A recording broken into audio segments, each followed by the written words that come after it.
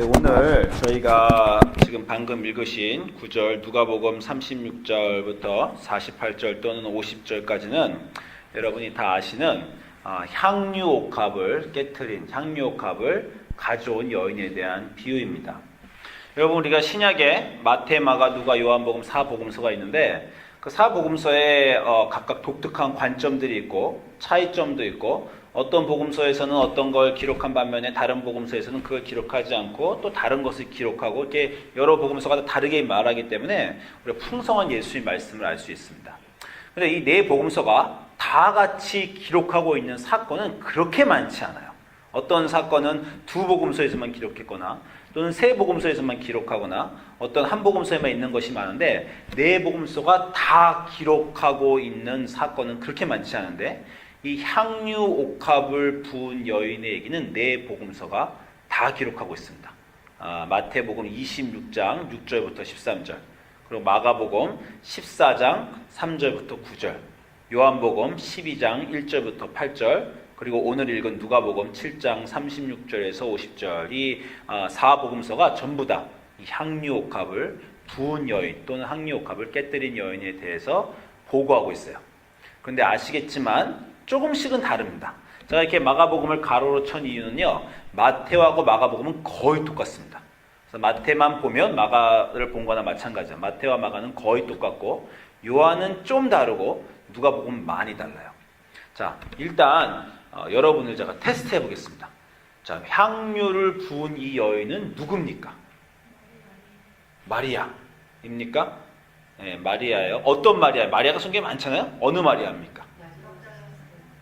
예, 막달라 마리아라고 실수하는 경우가 많이 있어요. 막달라 마리아가 아닙니다.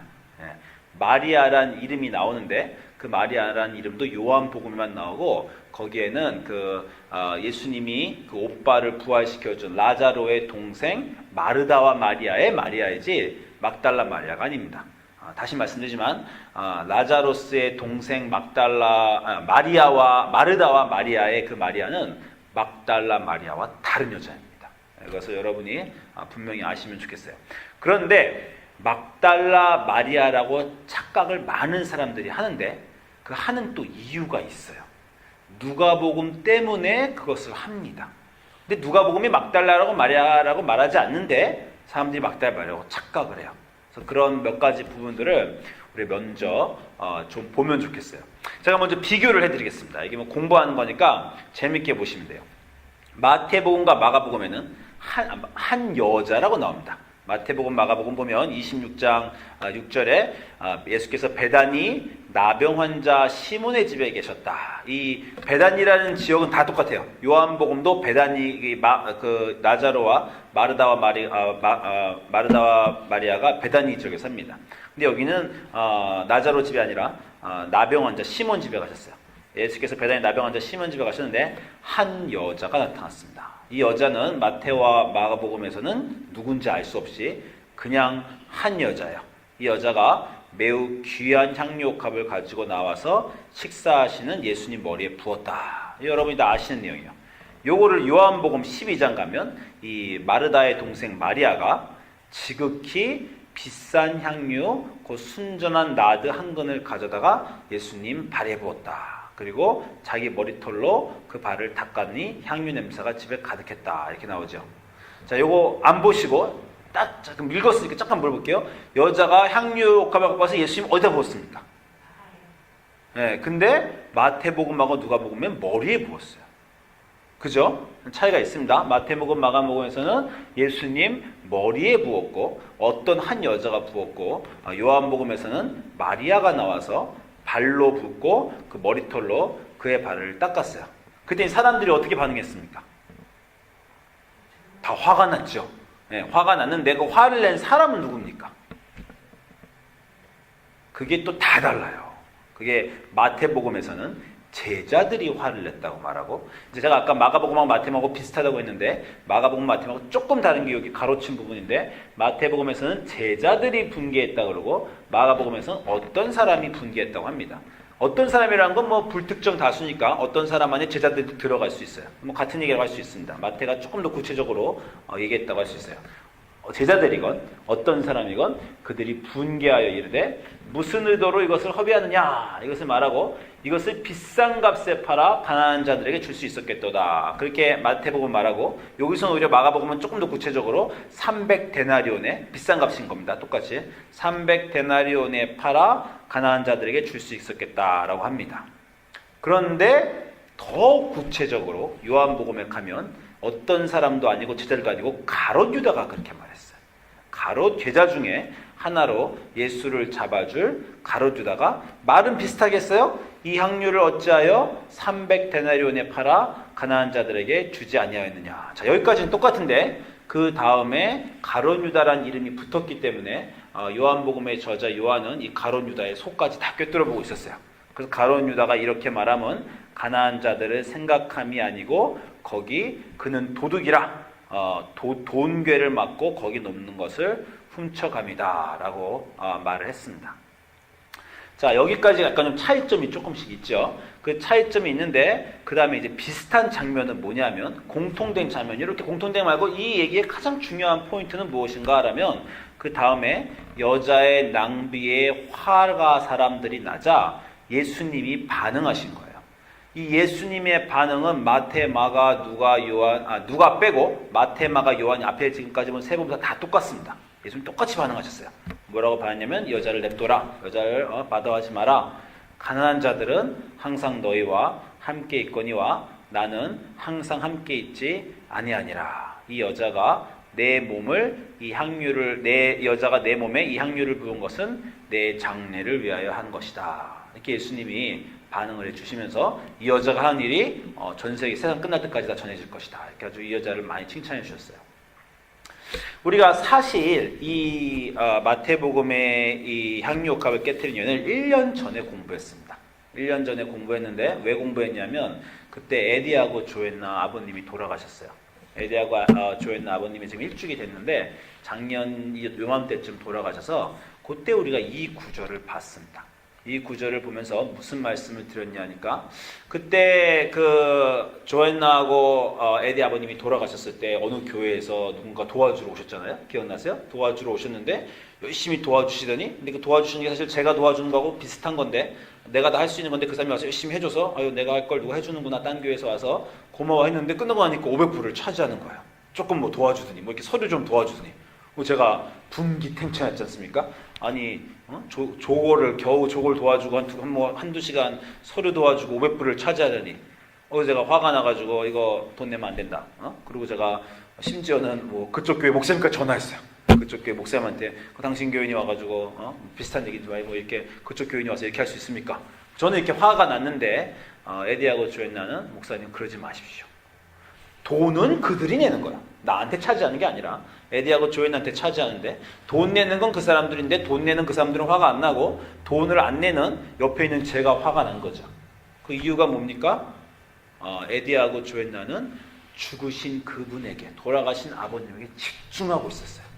다른 것들 500불이건 1000불이건 아무 그 사람들에겐 신경거리가 아니었습니다. 지금 돌아가신 아버님을 장례를 어떻게 더 부드럽고 잘 치루느냐가 그 사람들의 마음이고 아버지를 마지막 순간까지 어떻게 내가 잘 테이크하는가 마음이었지 돈에 관심이 없었습니다. 저는 옆에서 이렇게 돈을 낭비하다니 500불을 그냥 아무것도 아니게 하는 게 이제 문제가 된 것입니다. 그래서 제가 집중하는 거에 대한 얘기를 그때 드렸어요. 우리가 예수님과 있으면서 예수님과 집중하는가 아니면 예수님 아닌 그 누구와 집중하는가 이런 얘기를 했습니다.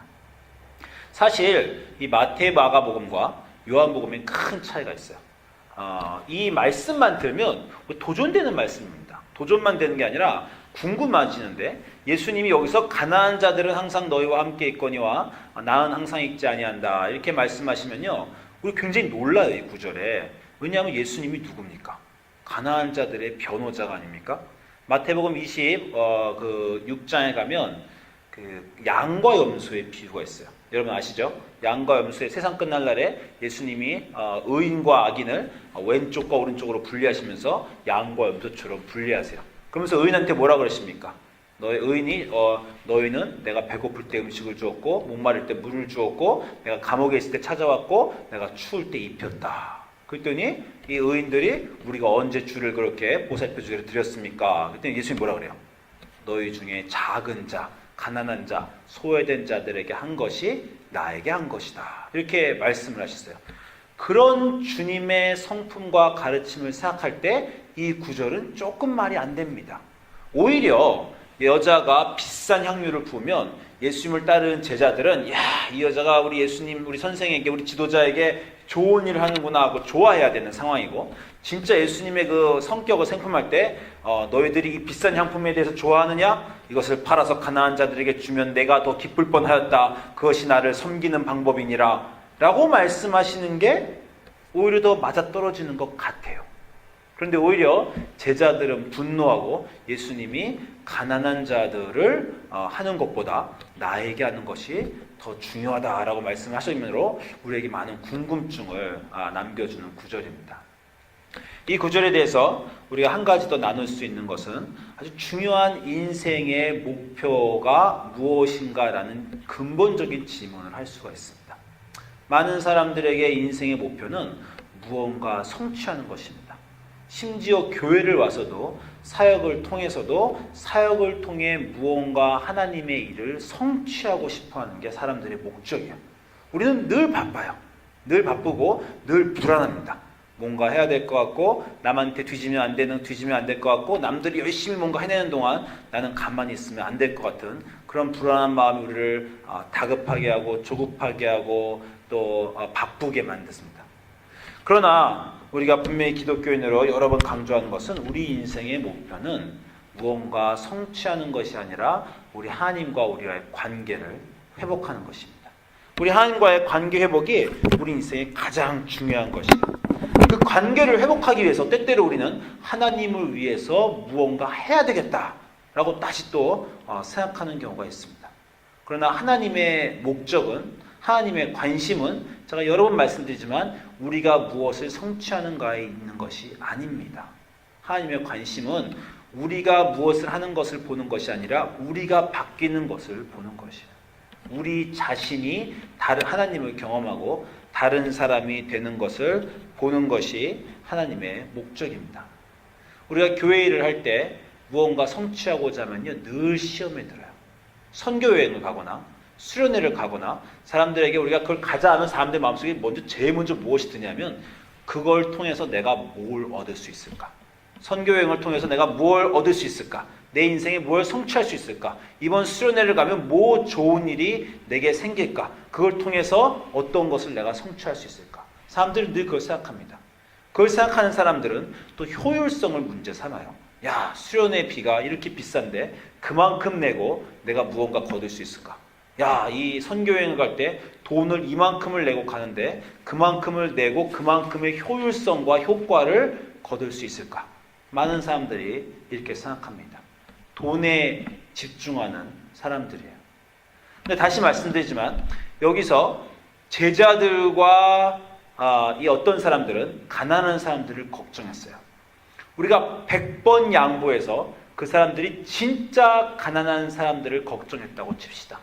그러면 제자들과 이 어떤 사람들은 가난한 사람을 걱정한 좋은 사람들이에요. 오늘날로 따지면 적선도 하고 뭐 적십자 같은 데서 일도 하고 YMCA에서도 일하고 다른 사람을 도와주는 사람이에요. 우리가 이 세상에서 좋은 사람들이라고 하는 사람들입니다. 가난한 자에게 관심을 가진 사람들. 그에 비해 가롯 유다는 도둑입니다. 가난한 사람들을 생각하는 척하면서 가난한 사람들 생각은 안 하고 대신 자기 주머니에 돈이 들어갈 것만 생각하는 사람이에요. 그런데 마태, 마가복음과 요한복음 오늘 얘기만 똑같이 보면요, 이 세상에서는 극도로 다른 사람들, 착하고 좋고 남을 도와주는 사람들, 남을 돕지 않고 도둑질하고 사기치고 그런 사람들, 이 두 사람의 차이가 없습니다. 이 두 사람 다 성취와 자기가 원하는 걸 생각했지 예수님을 생각하는 사람들이 아니에요.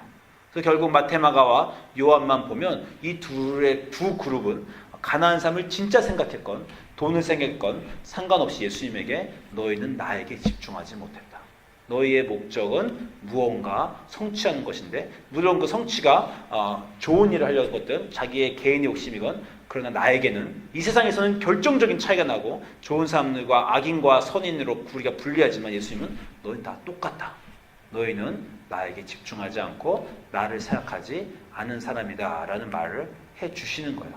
그렇기 때문에 어떤 사람들이, 우리가 다시 말씀드린 선교를 갈 때 어떤 사람 진짜 이렇게 생각해요. 야, 그 선교비를 비행기 값을 그렇게 드릴 바엔 가난한 그 돈을 멕시코로 보내자.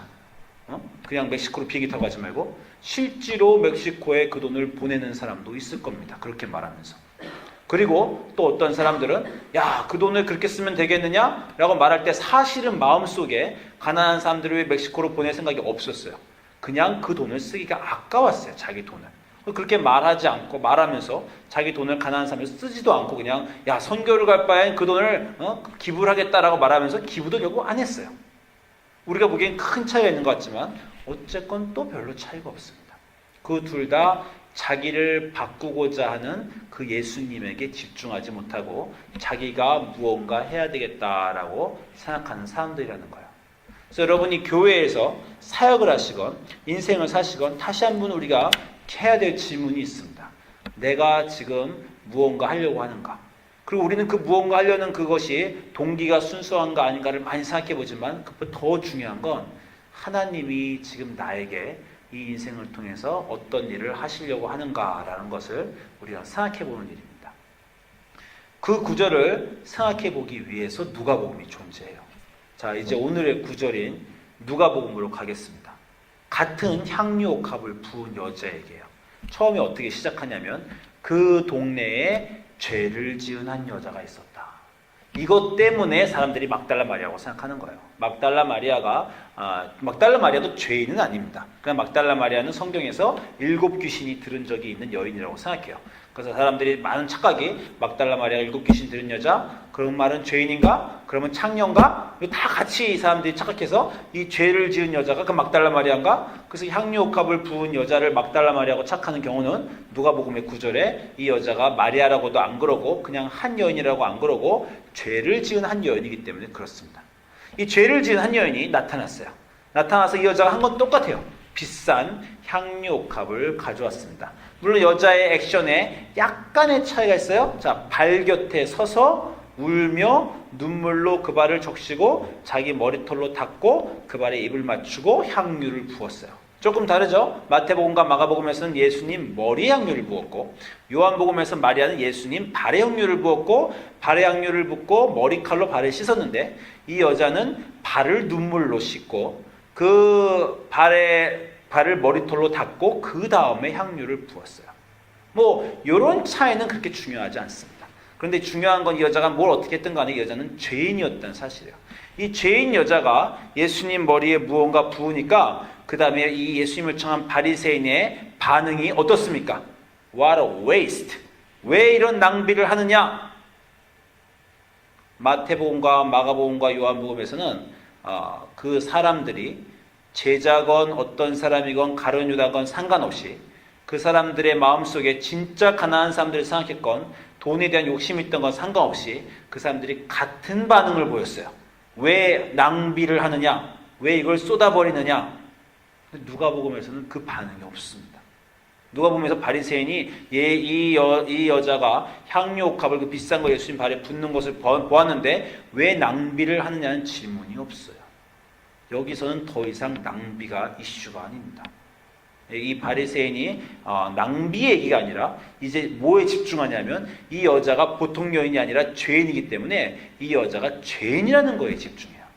이 여자가 죄인이라는 거에 집중하기 때문에 바리새인의 반응은 왜 여자여 낭비했느냐가 아니라 예수님 마음속으로 이 예수님이 선지자였다면 이 여자가 어떤 여인인 줄 알았을 것이다 라는 것으로 이 바리새인의 반응이 전혀 다르게 바뀝니다. 이 청중의 반응이 바뀌기 때문에 예수님도 더 이상 이 여자가 가난한 사람에 대한 얘기를 하지 않아요. 가난한 사람 왜 낭비를 해서 가난한 사람을 주냐라고 도전하지 않았기 때문에 가난한 사람들 얘기를 한 것이 아니라 이제 시모나라고 말하면서 빚 주는 사람에게 빚진 자가 둘이 있는데 한 사람에게는 500데나리온, 한 사람에게 50데나리온이 없으므로 줬는데 갚을 것이 없으므로 둘 다 탕감해 줬으니 누가 더 그를 사랑하겠느냐. 시몬이 대답하여 가로되 내 생각에는 많은 탕감을 받은 자니이다. 그랬더니 내 판단이 옳다 하시고 그 여자를 돌아보시며 시몬에게 이르시되 이 여자를 보느냐? 내가 내 집에 들어올 때 너는 내게 발 씻을 물도 주지 않고 그런데 머리털도 아무것도 하지 않았지만 결국 이 여자는 나를 위해 다 하였다. 그러니 내가 내게 말하노니 그의 많은 죄가 사하여졌도다. 이는 그의 사랑함이 많음이라. 자, 스토리의 시작은 똑같았습니다. 비슷했어요. 여자가 누군지만 달랐는데 결론은 완전 다른 결론으로 바뀌었습니다. 앞에 세 권 마태, 마가, 요한은 가난한 자와 예수님 중에 누구에게 우리가 더 집중해야 되는가에 대한 문제였고, 그리고 예수님의 장례를 준비하는 그 여자의 아름다움에 대한 이야기였어요. 이 세상에서의 우리의 성취보다는 우리 자신을 바꾸시는 예수님께 집중하여라 라는 얘기였는데, 이제 누가복음에 얘기에 가면 죄와 죄사함과 그리고 사랑의 문제로 스토리가 전혀 바뀝니다. 여러분이 이 네 가지 얘기를 성경 읽으실 때 다 읽으시고 머릿속에서 다 짬뽕이 되셨어요.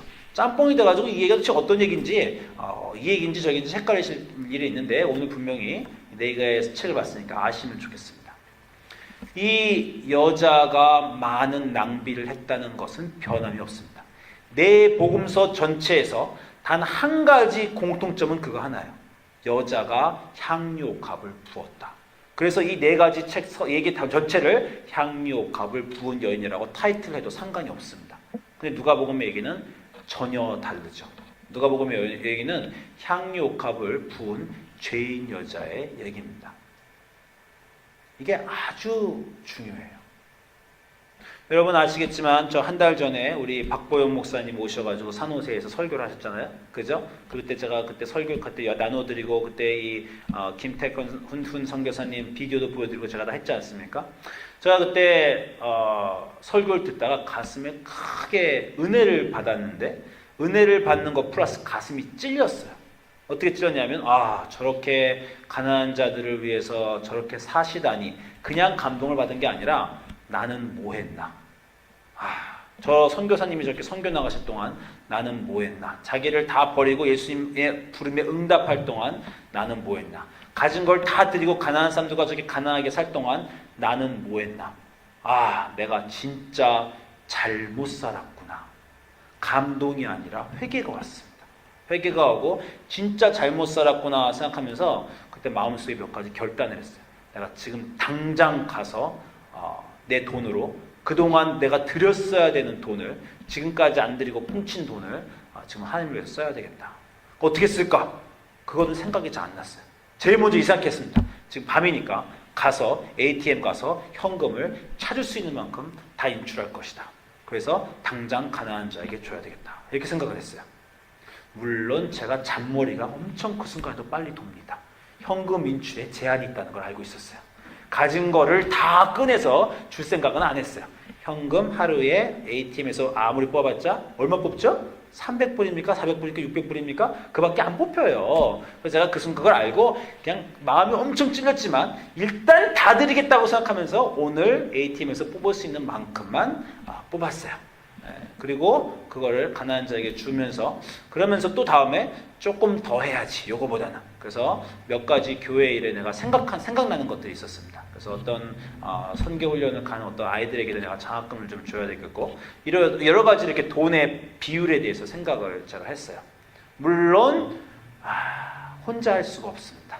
결혼을 한 사람이기 때문에 우리 집사람에게 양해를 구해야 돼요. 양해를 구할 때 참 곤란하죠. 저는 감동을 받았지만 집사람은 감동을 못 받았어요. 제가 양해를 구하면 우리 집사람이 한숨을 쉬면서, 뭐 착한 일 하자 그러니까 노는 못 합니다. 근데 한숨을 쉬면서 내가 그 300파운드짜리 달리를 몇 번을 끌어야 한 시간에 얼마가 나오는데, 이런 머릿속에 이제 이런 거가 생각이 드는 거죠. 그렇지만 어쨌건 제가 그래서 이제 그 다음 날 이제 집사람도 그 부흥에 끌고 갔어요. 감동을 또 받아야 또 그때 또 그걸 이해를 하니까, 그날 말 안 하고 그 다음날 부흥에 데리고 가서 감동받게 한 다음에 사실은 어제 이렇게 이제 제가 얘기를 해서 돈 얘기를 했습니다. 근데 중요한 것은 선교를 제가 이전에 많이 갈 때는요, 내가 이 선교 은혜를 받았으니까, 성령을 받았으니까 내 돈을 아낌없이 선교에 쓰리라, 이런 생각을 했어요. 선교에 쓰면서 이 선교를 통해서 나와 내 딸도 거듭나고 그리고 가서 하나님 이 일도 해야지. 이 돈을 내가 어떻게 써야 되겠다라는 생각을 했습니다. 그건 내가 무언가 은혜를 받고 하려는 거예요. 그런데 그날 설교를 듣고 가슴이 찔렸을 때는요. 이 돈으로 뭘 해야지 생각은 안 났어요. 이 돈을 써야 되겠다 생각만 났습니다. 왜 돈을 써야 되겠다는 생각이 났어요? 내가 이게 내 마음의 빚인 거예요. 빚. 이거 하나님 위해서 진작에 썼어야 되는 돈인데 그 목사님처럼 나도 썼어야 되는 돈인데 그 목사님처럼 내가 쓰지 못한 그 마음의 빚이 죄책감이 확 들면서 마음의 빚이 들면서 이 돈을 쓰기로 결정했지 그 돈을 어떻게 쓰기로는 결정하지 않았습니다. 그리고 그 돈을 어떻게 이렇게 저렇게 썼어요. 이렇게 저렇게 쓰는데 아무 문제가 되지 않습니다. 이 돈을 이렇게 쓰면 효율이 있을까? 이렇게 쓰면 홈리스가 삶이 나아질까? 이런 걸 내가 돈을 그냥 홈리스한테 주면 이거 다 그냥 그날 밤에 술 먹고 늘 홈리스 돈 받으면 하는 대로 그냥 알코올로 탕진하는 거 아니야? 이런 생각도 안 했습니다. 그냥 내 마음이 급했어요. 빚진 거는 빨리 갚아야 되겠다라는 생각이었습니다. 여러분 사람이 공통적으로 가장 어떤 일을 하는 급하게 하는 열심히 하게 하는 마음 중에 하나가 빚진 자의 마음입니다. 사람은 빚지는 걸 싫어해요. 사람은 은혜 받는 걸 싫어합니다. 오죽하면 한국 전래동화에 은혜 갚은 까치 이런 얘기가 다 있잖아요. 여러분 아시잖아요. 까치의 새끼가 뱀한테 물려 죽으려고 그랬는데 선비가 활을 쏴서 그 뱀을 죽였어요. 그때 그 뱀의 마누라가 나타나가지고 마누라 뱀이 나타나서 선비를 잡아먹겠다 했어요. 선비가 살려달라고 그랬더니 뱀이 말도 안 되는 조건을 걸었어요. 저 산 위에 있는 절에 있는 종이 땡땡 새벽까지 울리면 내가 널 안 잡아먹겠다. 근데 갑자기 새벽에 종이 땡땡땡 울린 거예요. 뱀이 원한이 있었지만 약속을 했으니까 사라졌습니다.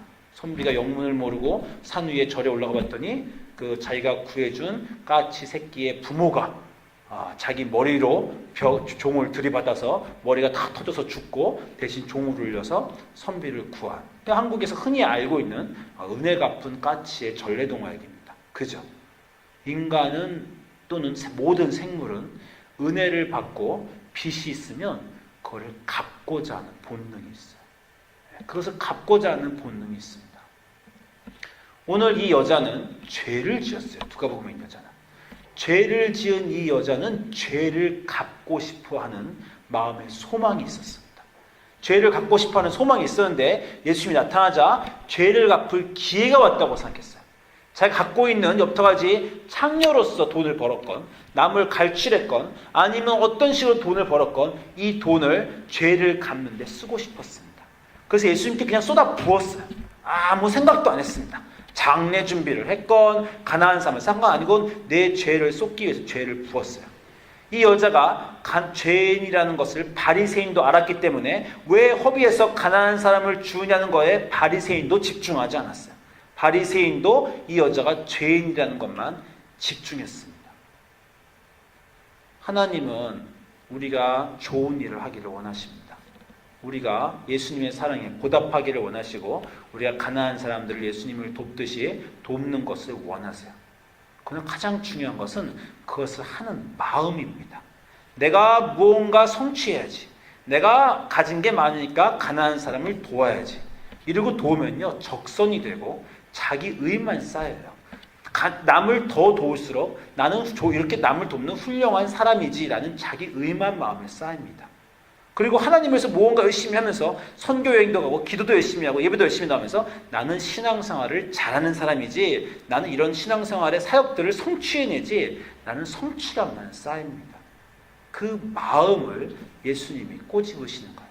그러나 우리가 죄가 지었다는 것을 알고 내가 이 죄를 지었다는 거 알았다는 건 내가 하나님께 얼마나 많은 사랑을 내가 합당치 않은 그 사랑을 합당을 받을 만하지 않은 내가 받았다라는 것을 알면요 마음이 급해집니다. 그러면 그 사랑에 보답하고 싶어져요. 수련회를 가건 선교를 나가건 주일학교 봉사를 하건 예배를 하건 내가 성취하고 그것이 내 의가 쌓이는 것이 아니라 내가 쌓인 급한 마음 내가 빚진 마음, 그 많이 받은 사랑을 조금이라도 나도 보답해야지 하는 그 마음으로 그 일을 하게 됩니다. 그 마음이 예수님께 집중하는 마음. 그 일을 하는 것에 내와 나의 성취가 중심이 있는 것이 아니라 예수님과 그분의 사랑이 그 마음속에 중심이 있는 것이에요. 그렇기 때문에 그 일을 하고 싶어지는 것입니다. 누가복음에 죄 있는 여자는 그래서 낭비의 문제가 더 이상 거론조차 되지 않아요. 낭비했지만 낭비가 아닙니다. 돈을 홈리스를 위해 뿌렸건 길 위에 뿌렸건 아무 값어치가 없는 사람에게 주었건 그것도 상관없습니다. 그 사람은 그 마음의 빚으로 주었어야 돼요. 어저께 우리가 제인의 장례를 치렀습니다. 제인의 장례를 치르면서 참 은혜도 많이 받고 많은 사람이 왔어요. 어떻게 이렇게 저는 그렇게 생각했어요. 내가 죽으면 저렇게 많은 사람이 오지 않는다. 저는 그렇게 생각했어요. 아마 분명히 그럴 겁니다. 일단 제 지인이 여기 없어요. 나 한국에 있지.